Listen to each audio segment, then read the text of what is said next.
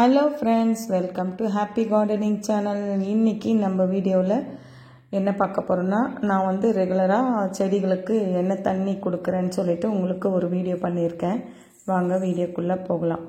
இது மாவு பாத்திரம், மாவு தீர்ந்து போன பாத்திரத்தில் காய்கறி கழுவின தண்ணியும் அரிசி கழுவின தண்ணி, அதுக்கப்புறம் சாதம் வடித்த கஞ்சி இருக்கு இல்லைங்களா, இதிலே ஆட் பண்ணிடுறேன். அதுக்கப்புறம் காய்கறி தோல்கள், வெங்காயத்தோல், பூண்டு தோல் இதெல்லாம் கலெக்ட் பண்ணி வச்சுருக்கேன். அதெல்லாம் இந்த தண்ணியிலே மிக்ஸ் பண்ணி வச்சிடுறேன். இதுவும் ஊறும். இந்த தண்ணிக்குள்ளே அந்த எசன்ஸ் எல்லாம் அப்படியே இறங்கிடும். அதுக்கு அடுத்து இது மோர், புளிச்ச மோர் இருக்கு இல்லைங்க, தயிரில் தண்ணி நிறைய விட்டு மோராக்கி இதில் ஆட் பண்ணிடுறேன். அதுக்கப்புறம் இன்னும் கிடைக்கிற காய்கறி தோலெல்லாம் கூட இதில் போட்டுட்டு இதை மூடி வச்சிடணும். ஒரு 3 நாளைக்கு இது அப்படியே இருக்கும்.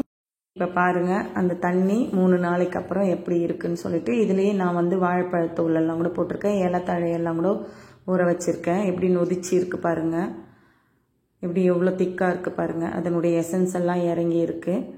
இது ஏற்கனவே இருந்த தண்ணி. இதில் இந்த மாதிரி ட்ரம்மில் நம்ம கலெக்ட் பண்ணி வச்சுக்கிட்டு இதில் நான் செடிகளுக்கு உண்டான நாட்டு சர்க்கரையை கலக்கிறேன் இந்த தண்ணியில்.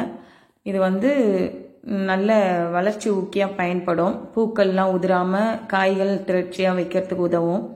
மண்புழுகளுக்கு ரொம்ப பிடிக்கும் இந்த நாட்டு சர்க்கரையெல்லாம். வெல்லம் இருந்தால் கூட வெல்லம் சேர்த்துக்கலாம். அதுக்கப்புறம் கடலை புண்ணாக்கு, வேப்பம் புண்ணாக்கு இதெல்லாம் கூட இந்த தண்ணியில் ஊற வச்சு நீங்கள் செடிகளுக்கு கொடுக்கலாம். நிறைய தண்ணி கொடுக்கணும், ரொம்ப திக்காலாம் கொடுக்கக்கூடாது. நிறைய தண்ணி ஃபுல்லாகவே சேர்த்துக்கணும். 1:10ன்ற அளவுக்கு நம்ம தண்ணியை நம்ம மிக்ஸ் பண்ணி கொடுக்கணும். இதில் இருக்கிற சத்தெல்லாம் அப்படியே கிடைக்கும் செடிகளுக்கு. இதிலிருந்து நான் இதுலேயும் ஒரு நாட்டு சர்க்கரையை கலந்துக்கிறேன், ஒரு கைப்பிடி அளவுக்கு இந்த தண்ணிக்கும்.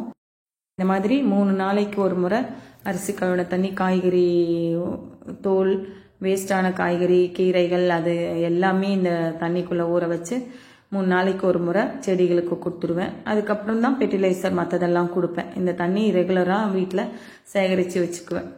ஃபுல்லாக சேகரித்து வச்சுக்கிட்டு நாட்டு சர்க்கரையோ வெல்லமோ கலந்து செடிகளுக்கு கொடுத்துடுவேன். ரோஜா செடிகளுக்கெல்லாம் இந்த அரிசி கழுவின தண்ணி கொடுக்கும்போது ரோஜா பூக்கள் நல்ல பெருசு பெருசாக பூக்கும். அதே போல் மற்ற பூச்செடிகளுக்கும் கொடுக்கலாம். செண்பகம், செம்பருத்தி செடி, மல்லி செடி, அப்புறம் பச்சை கொடி சம்பங்கி இருக்கு இல்லைங்களா, அதெல்லாம் நிறைய பூ வைக்கும். இந்த தண்ணியை கொடுக்கும்போது நமக்கு நிறைய பூ கிடைக்கும். எல்லா காய்கறி கீரை வகையெல்லாம் வச்சுருக்கேன் நான்.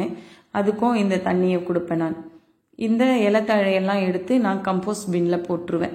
இந்த தண்ணி மட்டும்தான் கொடுப்பேன். இந்த இலத்தழை, வாழைப்பழத்தோல் எல்லாமே கம்போஸ்ட் பின் நான் வச்சுருக்கேன். ஏற்கனவே ஒரு வீடியோ போட்டிருக்கேன். அந்த கம்போஸ்டில் இதை போட்டு மேலே மண்ணை தூவி விட்டுருவேன். இல்லைனா கோகோபீட் போட்டு தயிரோ இல்லை மாவு தண்ணியாக கரைச்சிக்கிட்டு மாவு தெளித்து விட்டுருவேன். அப்போது நமக்கு ஈஸியாக கம்போஸ்ட் பின்னில் கம்போஸ்ட் கிடைச்சிடும். நமக்கு நம்ம வீட்டில் இருக்கிற வேஸ்ட்டை வச்சு கம்போஸ்ட்லாம் ரெடி பண்ணிக்கலாம்.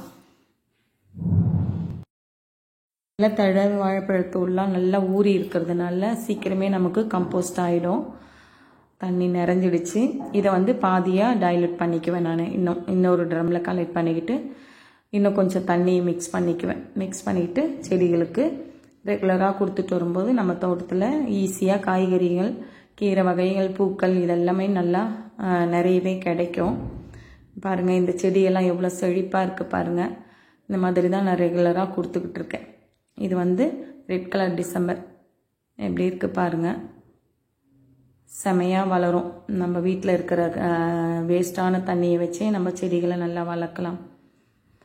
இந்த மாதிரி நீங்களும் வளர்த்து பயன்பெறணும். அதுக்காக தான் இந்த வீடியோ. இந்த மாதிரி பூக்கள் ஒரு சில நேரம் விழுந்துடும். அந்த விழாமல் காய் பிடிக்கிறதுக்கு இந்த தண்ணி உதவும்.